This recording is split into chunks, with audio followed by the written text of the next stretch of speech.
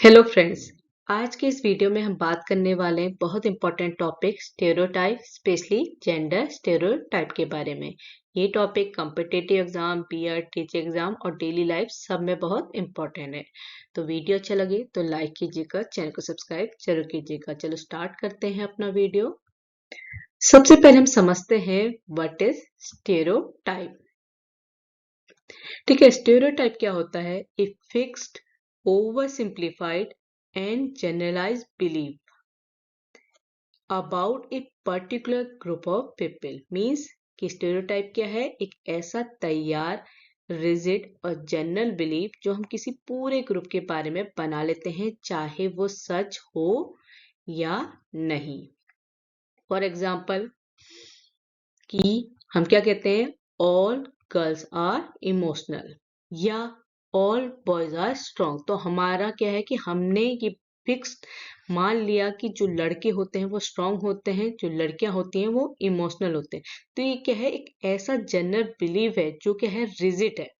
ठीक है, और ये किस पे बेस्ड है? एजम्पशन में, जो हमने मान लिया कि ये लड़के क्या होंगे? स्ट्रांग होंगे, लड़की क्या होंगी? इमोशनल होंगी। तो ये दोनों ही क्या है? स्टेरियोटाइप है, क्योंकि हर लड़की इमोशनल नहीं होती, हर लड़का स्ट्रांग नहीं होता है। यही चीज क्या होती है? स्टेरियोटाइप है। जब हम मान लेते हैं किसी भी एजम्पशन के बेस पे कि ये चीज ही होती है। ठीक है, अब समझते हैं व्हाई डू स्टेरियोटाइप फॉर्म। ठीक है, एक तो क्या होता है? सोसाइटी की एक्सपेक्टेशन। देखिए, सोसाइटी ने माना कि एक्सपेक्टेशन क्या है सोसाइटी की? लड़कियां क्या होनी चाहिए? इमोशनल होनी चाहिए, लड़के क्या है? स्ट्रॉन्ग। अगर कोई लड़का क्या है वो रो रहा है तो सीधे सबसे पहला जो वर्ड निकलता है कि लड़कियों की तरह क्यों रो रहे हो। तो ये क्या है? एक सोसाइटी की एक्सपेक्टेशन है किसी भी पर्टिकुलर ग्रुप से या पर्टिकुलर पर्सन से, कि वो क्या कह रहा है? एक स्टेरियोटाइप इसने बनाया है कि लड़के स्ट्रांग है, वो रो नहीं सकते। तो पहला हमारा स्टेरियोटाइप फॉर्म होने की वो क्या है वजह? सोसाइटी की एक्सपेक्टेशन। दूसरा है ट्रेडिशन एंड कल्चर। जो हमारा कल्चर चला आ रहा है, जैसे हमारा ट्रेडिशन है, वो भी क्या करता है? स्टेरियोटाइप को फॉर्म करता है। मीडिया इन्फ्लुएंस, जो भी टीवी, मूवीज, एडवर्टाइजमेंट में दिखाया जाता है, वो भी क्या करता है? जो स्टेरियोटाइप की सोच है उसको बढ़ावा ही देता है। क्योंकि मीडिया में भी अगर देखें आप, टीवी, मूवीज सब में देखेंगे तो लड़कियों को क्या है? खूबसूरत दिखाया जाता है, उन्हें वेल ड्रेस दिखाया जाता है, लड़कों को रफ एंड टफ दिखाया जाता है। तो मीडिया का इन्फ्लुएंस भी क्या करता है? स्टेरियोटाइप फॉर्म करता है। Family upbringing. देखो, अगर टाइम की बात करें तो टाइम के साथ स्टेरियोटाइप चेंज हुआ है, पर पहले से क्या थी? फैमिली में बच्चा किस तरीके से पढ़ा जा रहा है? एज ए लड़का, एज ए लड़की। कि लड़की है तो घर का काम करेगी, लड़का है तो वो बाहर जा सकता है, वो रात के किसी भी टाइम जा सकता है क्योंकि वो लड़का है। तो बच्चे की जैसी अपब्रिंगिंग कर रही है फैमिली, वो भी क्या है? स्टेरियोटाइप को फॉर्म करती है। Lack of awareness. जब क्या है? सोसाइटी को पता ही नहीं है जेंडर मीन्स क्या है, तो वो अवेयर ही नहीं है कि उसने किस तरीके से बच्चों को बड़ा करना है, या मीडिया ने किस तरीके से जो जेंडर है उसे दिखाना है। तो एक अवेयरनेस, ये जानकारी का अभाव भी क्या है? स्टेरियोटाइप फॉर्म करता है। क्योंकि पीपल क्या करते हैं, लोग क्या करते हैं? ऑब्जर्व थिंग्स, सुनते हैं, बस स्लोली स्लोली फिक्स बिलीव बन जाता है। और वही चीज क्या होती है? स्टेरियोटाइप है। क्योंकि बार बार आप एक चीज सुनेंगे कि लड़कियां रोती हैं, इमोशनल होती हैं, लड़कियों को अलाव है कि चलो वो रो सकते हैं, लड़के रो नहीं सकते। तो अब जब लड़का बार बार ये सुन रहा है कि मैं रो नहीं सकता, अगर उसे रोना भी आ रहा है वो रोएगा नहीं, क्योंकि उसने क्या मान लिया? उसका एक फिक्स बिलीव बन गया कि उसने रोना नहीं है, क्योंकि बार बार सुन के, ऑब्जर्व करके। तो यही चीज क्या होती है? हमारी स्टेरियोटाइप है। यही वो चीजें हैं जो हमारे स्टेरियोटाइप को बढ़ावा देती हैं या स्टेरियोटाइप को फॉर्म करती हैं। अब समझते हैं जेंडर स्टेरियोटाइप। देखो, जेंडर स्टेरियोटाइप क्या है? A generalized belief about the role, characteristic and behavior of men and women। ठीक है, अब क्या है कि जेंडर स्टेरियोटाइप वो जेंडर बिलीव होता है जो सोसाइटी डिसाइड कर लेती है कि लड़कियों को कैसे बिहेव करना चाहिए और लड़कों को क्या करना चाहिए। इसीलिए हमारे जो भी औरत और आदमी का रोल, कैरेक्टरिस्टिक्स और बिहेवियर है उसको कौन डिसाइड करता है? सोसाइटी डिसाइड करती है, क्योंकि क्या है, एक जनरलाइज बिलीव बन गया है कि औरत ने क्या करना है, आदमी ने क्या करना है। जबकि ये बिलीव क्या है, आमतौर पर विदाउट लॉजिक होता है, इसमें कोई लॉजिक नहीं, बस क्या है, एक फिक्स मान ली गई बात है कि लड़कियों को क्या क्या करना है, क्या उनका रोल है, क्या उनकी कैरेक्टरिस्टिक है, किस तरीके से उन्हें बिहेव करना है। ये सब कौन बताता है? सोसाइटी बताती है। यही चीज क्या होती है? जेंडर स्टेरियोटाइप होता है। अब कॉमन स्टेरियोटाइप की बात करते हैं, तो हमारा सबसे पहला जो कॉमन जेंडर स्टेरियोटाइप है वो है स्टेरियोटाइप अबाउट गर्ल या विमेन। तो सबसे पहला जो स्टेरियोटाइप है वो क्या है? Girls are emotional and sensitive. ठीक है, ये स्टेरियोटाइप है, जो मान ली गई बात है कि लड़कियां क्या होंगी? इमोशनल और सेंसिटिव होगी। दूसरा, girls should not speak loudly, लड़कियों को तेज बात करना अलाउड नहीं होता है, कि उन्हें धीमी बात करनी चाहिए। ये भी क्या है? स्टेरियोटाइप है। Girls should do cooking and house hold work, कि लड़कियां क्या है? सिर्फ खाना बना सकती हैं और घर का काम कर सकती हैं, उन्हें घर का काम करना चाहिए। इसके बाद girls can not do tough jobs like police, army, mechanics, engineering. इस तरीके की जॉब क्या है, सिर्फ लड़कों को अलाउ है, क्योंकि ये क्या है? टफ जॉब है, इनमें लड़कियां क्या इमोशनल सेंसिटिव है, तो इस जॉब के लिए लड़के क्या अप्लीकेबल नहीं होती। ये भी एक टाइप का स्टेरियोटाइप है। Girls are suppose to do too soft and caring, मतलब लड़कियों को किस तरीके से बिहेव करना है? सॉफ्ट और केयरिंग। तो यही चीज क्या है हमारी? जेंडर स्टेरियोटाइप की। सोसाइटी ने डिसाइड कर लिया है, एक जनरल बिलीफ मान लिया है कि लड़कियों को किस तरीके का रोल प्ले करना है, कैसा कैरेक्टरिस्टिक, कैसी उनकी जो उनकी एक्टिविटीज है कैसी होनी चाहिए, किस तरीके का बिहेव करना चाहिए। यही क्या है? जेंडर स्टेरियोटाइप है।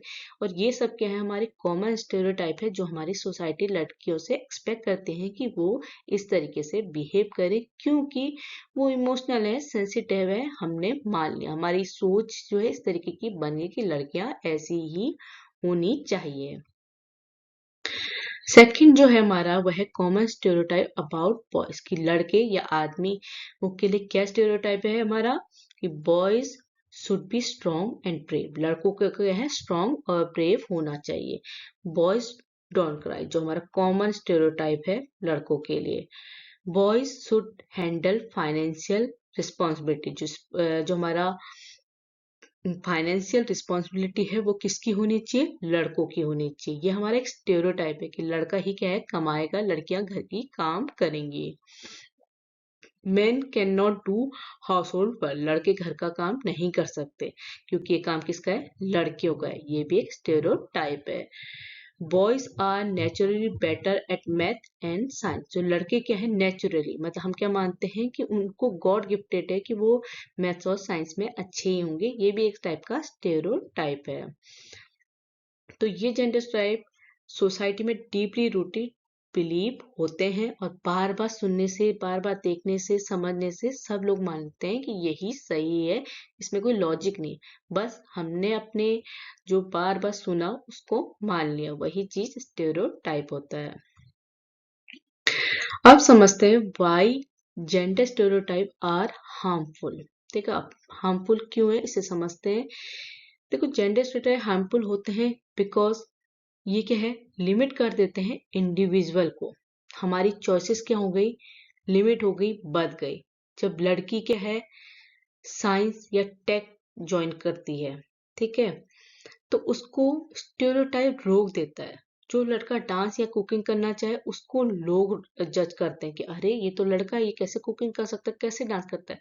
तो जो हमारी चॉइसेस है, मीन्स जेंडर की जो चॉइसेस है, उसको स्टेरियोटाइप क्या कर देता है? लिमिट कर देता है, रोक देता है, कम कर देता है, क्योंकि हम अपनी चॉइस के अकॉर्डिंग काम नहीं कर रहे हैं। हम किसके अकॉर्डिंग काम कर रहे हैं? सोसाइटी के अकॉर्डिंग। जो सोसाइटी का स्टेरियोटाइप है ना जेंडर के लिए, उसके अकॉर्डिंग हम अपने काम कर रहे हैं, तो हमारी चॉइस क्या हो गई?